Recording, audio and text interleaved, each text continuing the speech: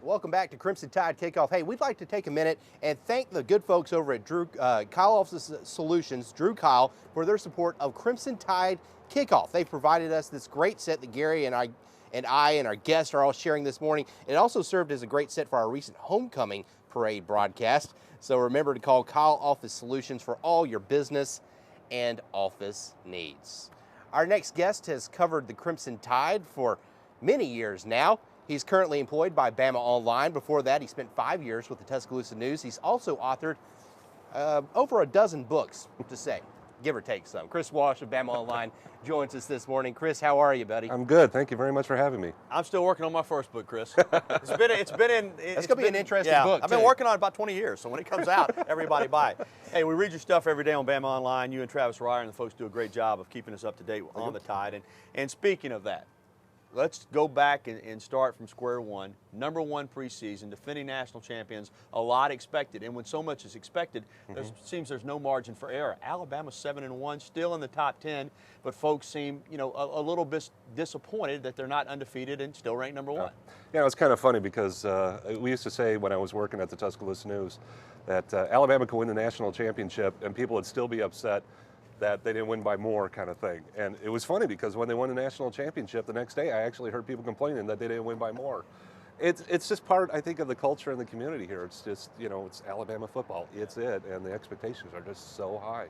Almost out of whack a little bit. We want to go back to the Tennessee game for just a minute, Chris. Kind of a tale of two halves in that game. First half, Alabama looked very lackluster. Second half, the offense really came alive. The defense came alive.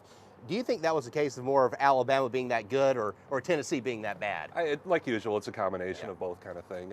Tennessee's kind of struggling to find their way a little bit right now under Coach Dooley, and that's just going to take a little time. But I think it's something that Alabama really needed offensively was that second half where they got everything going. They got the long runs going, they got the big passes going, and it just kind of started to click a little bit. We haven't really seen that since, Duke?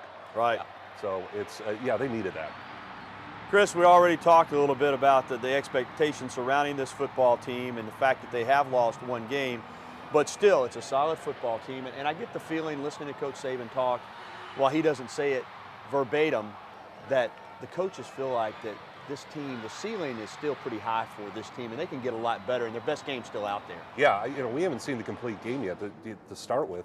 And on top of that, I think the whole thing with all the opponents having bye weeks before they play Alabama, I think that's huge. I think this is a tired team. I mean, we could go down and just list the offense. Every single guy's had an injury so far, and it hasn't quite all come together. And the fact that they're doing as well as they are, I think, if they play 14 games, Greg McElroy is on pace to throw for 3,000 yards this year. And so it's if we get that game again, I think Florida was the closest really that they came to that complete game. And if they get one of those against LSU or Auburn, they're going to be tough to beat. Chris, you mentioned LSU, Auburn. Let's look at the remaining schedule. And, Alabama had one of these stretches earlier in the season where they had to face three top 25 teams back to back to back. And that's what it looks like is going to happen this time. At LSU, number 12, then against Mississippi State, number 23. Then they've got Georgia State, of course, to break in between those top 25. But then number 3, Auburn, number 1 in the BCS comes in here. How do you gauge Alabama's chances of winning out and then playing for an SEC championship? I think they're pretty good, and I don't want to minimize the opponents because they're also very good. Right. Can you imagine what the state's going to be like if it's Alabama, Auburn, to go to the SEC championship? That is going to be the biggest game since I've been here. It's still kind of interesting. I want to see Auburn have a really good defensive game. I haven't seen that yet, and I think Alabama is going to be able to challenge them in many ways that they haven't been challenged. And Cam Newton has played phenomenally well, and you can't take anything away from him.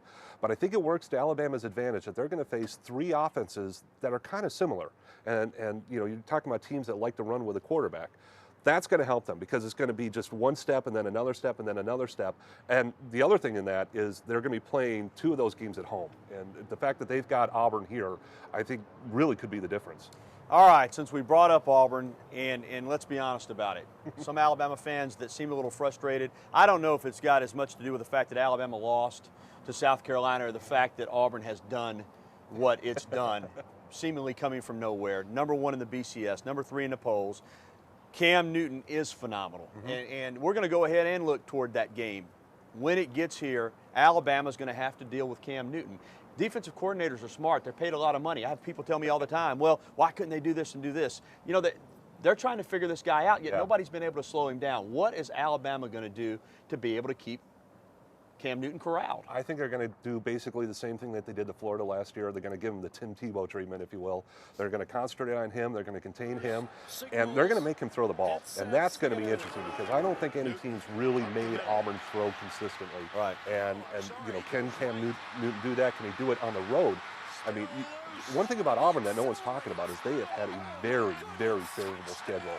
How are they going to be when they come here, 110,000 fans screaming their, you know, what lungs out and so forth? That's going to be the challenge.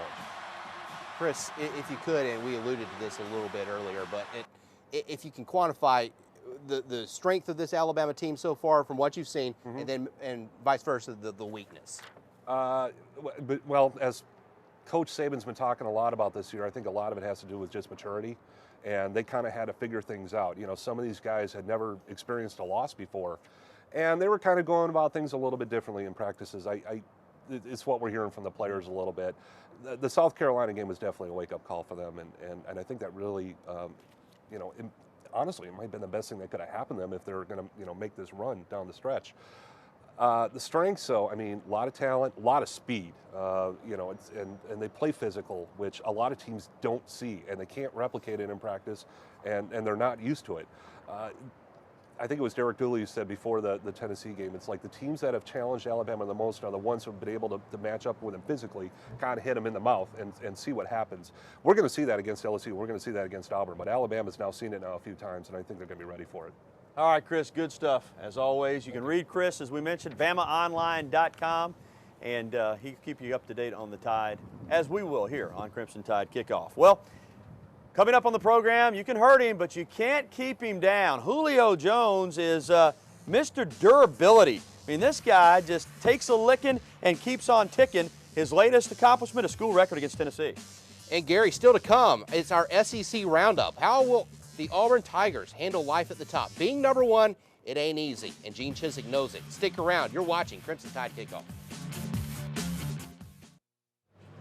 Crimson Tide Kickoff, presented by AT&T and Alpha Insurance, continues on this final Saturday in October. 5 Saturdays this month.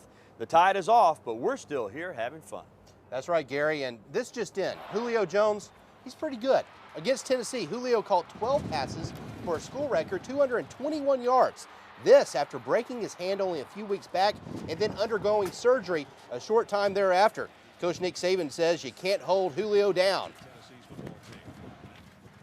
He did, you know, come to me on Sunday. Hold our strips down. I asked to talk to him. I want to know how he felt about his hand, you know, going into the week.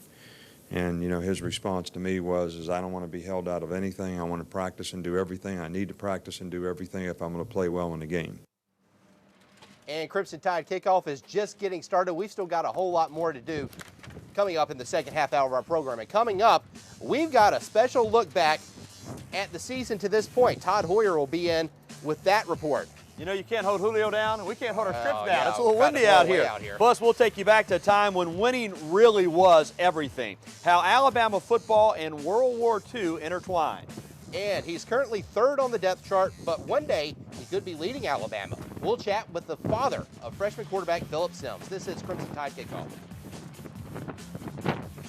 Stay tuned for Crimson Cover Television on WVUA, Alabama's home team. Going to be talking about the Tennessee game. Very special interview with author Winston Groom, breaking down the LSU game and our SEC picks as well. WVUA, 10 a.m. That's Crimson Cover Television.